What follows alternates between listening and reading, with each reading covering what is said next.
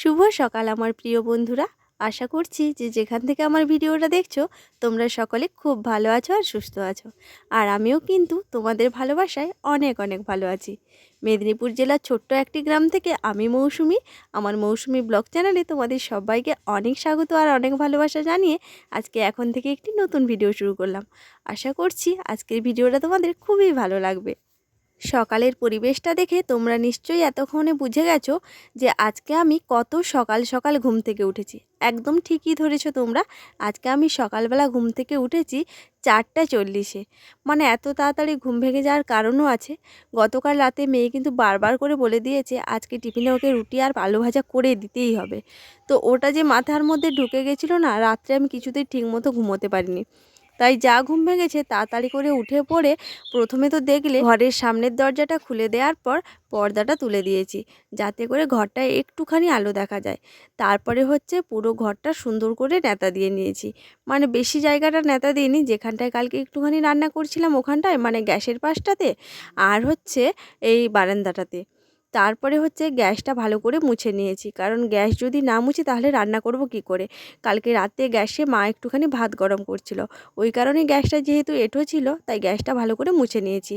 আর এখন তো এখানে রান্না হয় না, উনুনও নেই, সেই বাইরেই রান্না হয়, তাই এখানে এঁটোর কোনো ব্যাপার থাকে না।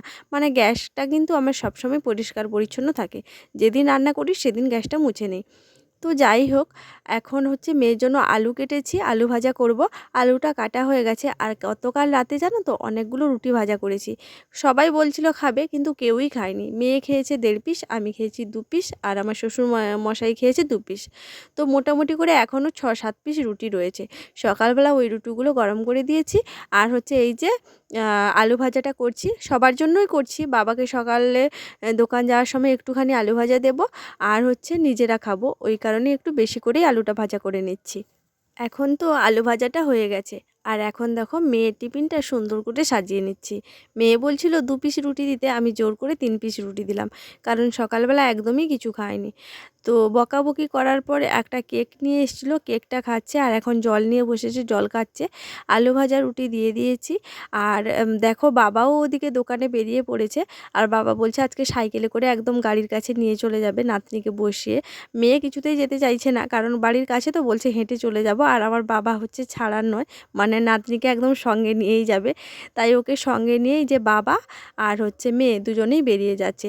আর বাবা প্রত্যেকদিন দোকান যাওয়ার সময় কিন্তু আগে ঠাকুর প্রণামটা করে তারপর বাড়ি থেকে বেরায়। আর বাইরে কুয়াশার কারণে দেখো সাইকেলটা পুরো ভিজে গেছিলো, এই জন্য ঘরের মধ্যে থেকে একটা গামছা বার করে বাবাকে দিয়েছি। এখন ভালো করে সাইকেলের সিট, তারপরে যেখানটায় মেয়ে বসবে সুন্দর করে মুছে নিয়েছে। আর এবার দেখো মেয়ে বসে পড়েছে। তবে একটা জিনিস কি জানো তো, আমার মেয়ের থেকে মেয়ের ব্যাগটা কিন্তু প্রচুর পরিমাণে ওজন বেশি, ওই কারণে ব্যাগটা বারবার শুধু পেছনের দিকে ঝুলে পড়ছিল। তো ব্যাগটা এখন বাবা ঠিক করে তুলে দিল। তারপরে এই যে বাবা আর মেয়ে দুজনেই বেরিয়ে গেল। আর ওরা বেরিয়ে যাওয়ার পর আমি আবার চলে আসলাম সংসারের কাজে। ঘরে ঢুকে সবার প্রথমে কিন্তু বাসি বিছানাটা আগে তুলে দিচ্ছি। আসলে বাসি বিছানা কিন্তু অনেক বেলা অবধি পড়ে থাকায় এটা একদমই ভালো দেখায় না, মানে সংসারের জন্য খানিকটা অমঙ্গলও বলতে পারো। তবে কি করব, মাঝে মধ্যে তোমাদের দাদার জন্য বাসি বিছানাটা অনেকক্ষণ পড়ে থাকে। তবে যেদিন সকালবেলা ঘুম থেকে উঠে দোকান চলে যায় তখন সবার আগে কিন্তু বিছানাটা আগে তুলে দিই, তারপরে ঘরে কাজকর্ম করি। তোমাদের দাদাভাই ঘুম থেকে উঠে খাওয়া দাওয়া করে দোকান বেরিয়ে গেল। তারপর হচ্ছে আমি আসলাম ঘরের বাসি বিছানাপত্র পরিষ্কার করতে। আর জানো তো সকাল থেকে শরীরটা আমার একদমই ভালো নেই। গতকালকে রাত থেকে হচ্ছে আমার ভীষণ পরিমাণে অ্যাসিডিটি করেছে। কালকে সকালবেলা হচ্ছে একটুখানি পান্তা ভাত খেয়েছিলাম আর তোমাদের দাদাভাইকে দিয়েছিলাম। আর রাতের বেলা হচ্ছে ওই যে রুটি ভেজেছিলাম, সেই রুটি খেয়ে যে শুয়েছি, রুটি দুধ ব্যাস, ওতেই হচ্ছে আমার অবস্থা পুরো খারাপ হয়ে গেছে। মানে সকাল থেকে যে ঘুম থেকে উঠবো আর উঠতে পারছি না, এত পরিমাণে আমার অ্যাসিড করেছে, মাথা ভীষণ পরিমাণে যন্ত্রণা করছে, সঙ্গে তো পেটের ব্যথা রয়েছে, এত পরিমাণে কষ্ট হচ্ছে মানে আমি বলে বোঝাতে পারবো না। ভাগ্যিস বাড়িতে একটা গ্যাসের ওষুধ ছিল, খেয়েছি, কিন্তু ওই ওষুধে কাজ করছে না। আসলে আমি এত পরিমাণে জীবনে অ্যাসিডের ওষুধ খেয়েছি, গ্যাস অ্যাসিডের ওষুধ, এখন আর মানে ওষুধ কাজ করতে চায় না, হাই কোয়ালিটির ওষুধ খেতে হয়। এই জন্য শরীরটা একদমই ভালো লাগছে না, আর কোনো কাজে মনও লাগছে না। এই যে আমাদের জামাই এত মাছ ধরছে, পুকুরে একটা মাছ রাখেনি। তোমাদের বাড়ির কাছে কি ওই রকম জামাই আছে? শ্বশুর বাড়ি আসলেই যেতে চাইনি, ওকে কাল থেকে 2 বার গাড়িয়ে তুলেছি, তাও ঘর চলে এসছে।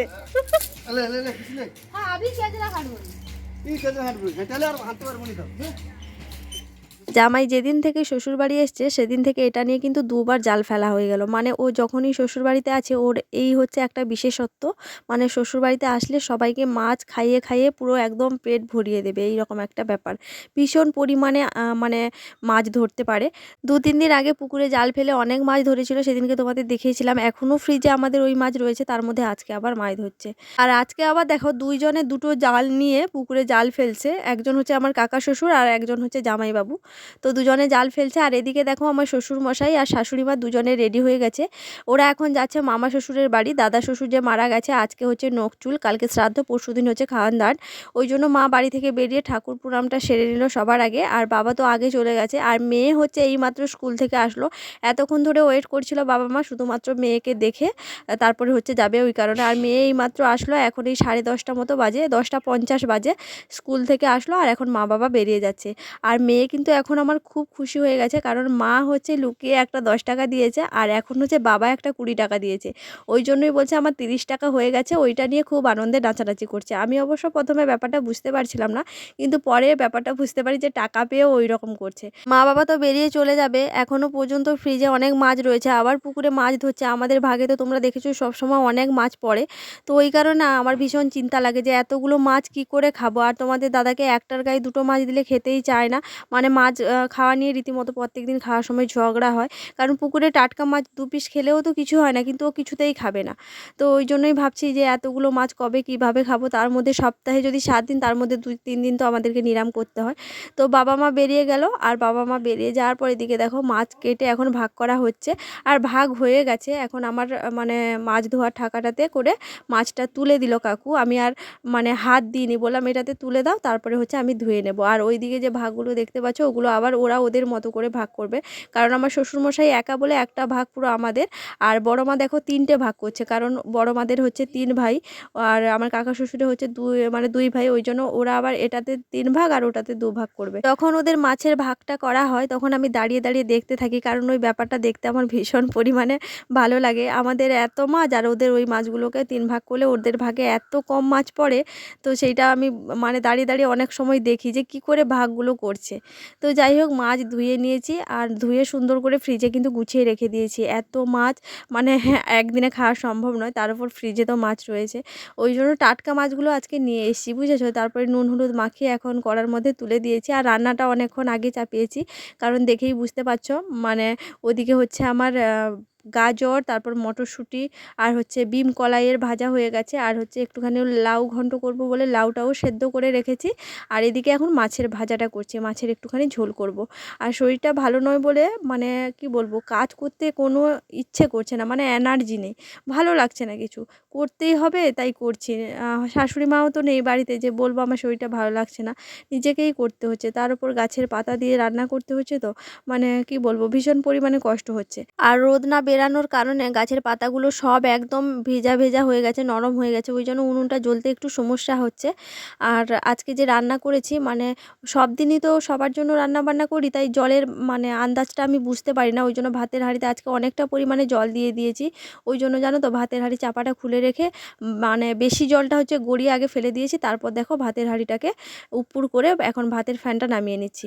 আর আগে কি হতো জানো, এইভাবে ছেড়ে দিয়ে রান্নাবান্নাগুলো করে নিতে পারতাম। আর এখন ভাতের হাঁড়িটা পাল্টানোর জন্য এই হাঁড়িটা তো অনেক ছোট, এখানে এইভাবে উল্টে রাখতে পারি না, তাহলে সব ভাত পড়ে যাবে, ওই জন্য ধরে হচ্ছে ভাতের ফ্যানটা গলাতে হয়। যাই হোক এবার চলো ঝটপট করে রান্নাগুলো করে রান্না হয়ে গেছে আর খেতে বসে পড়েছে মেয়ে, আর তোমাদের দাদা খাওয়া শুরু করে দিয়েছে, আমি বসিনি, বসবো।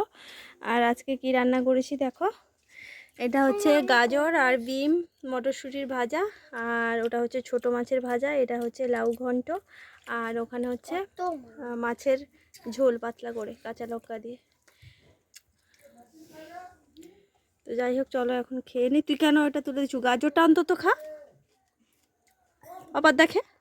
আজকে তো মাছ ধরা চক্করে রান্না করতে বসিয়েছি দেরি করে, তার উপর শরীরটাও মানে টানছিল না, কিছুই ভালো লাগছিল না, এই জন্য দেরি করেই রান্নাটা চাপিয়েছি। প্রায় 12:30 12:35 নাগাদ হচ্ছে রান্না চাপিয়েছি। তো সমস্ত কিছু গোছগাছ করে নিয়ে গিয়ে তারপর রান্নাটা করতে করতে অনেকটা দেরি হয়ে গেছে। তোমাদের দাদাভাই কিন্তু দোকান থেকে চলে এসেছিলো, এসে বলছে এখনও রান্না হয়নি। তো ও স্নান করতে করতে মোটামুটি রান্নাবান্না করে দিয়েছিলাম, কিন্তু ও আসার আগে রান্নাবান্না আমি কমপ্লিট করতে পারিনি। তো যাই হোক, রান্নাবান্না শেষ করে এখন আমরা তিনজনাই মিলে খেতে বসে পড়েছি। আর মুখটা আমার এমন হয়ে গেছে, আমি বুঝতে পারছি না ভাত খাচ্ছি নাকি ঘাস পাতা সেদ্ধ খাচ্ছি। মানে কোনো ভাত, তরকারি, সবজি কোনো কিছুরই স্বাদ পাচ্ছি না। ওই জন্য তোমাদের দাদাভাই বলছে কি, তাড়াতাড়ি করে খাওয়া দাওয়া করে আগে ওষুধটা খেয়ে নাও, দিয়ে শরীরটাকে ঠিক করো। কারণ বাড়িতে এখন একা রয়েছে, আমি যদি শুয়ে পড়ি তাহলে বাড়ির কাজকর্ম কী করে হবে, আর মেয়েকে কে দেখবে। ভাত নিয়ে বসেছি ঠিকই, কিন্তু খাওয়ার একদম ইচ্ছা নেই। অনেক কষ্ট করে খাচ্ছি। মানে শরীর খারাপ হয়ে গেলে না আমার কিছু ভালো লাগে না, কিচ্ছু না। কিছু খেতেও ইচ্ছে করে না, কোথাও বসতে ইচ্ছে করে না। মনে হয় কি কখন শরীরটা সুস্থ হবে, আবার আগের মতো আমি ভালো হয়ে যাব, এইরকম মনে হয়। তো যাই হোক, চলো ভিডিওটা আর বড় করছি না, এখানেই শেষ করছি। সবাই ভালো থাকো, সুস্থ থাকো। সবাইকে আজকের মতো টাটা।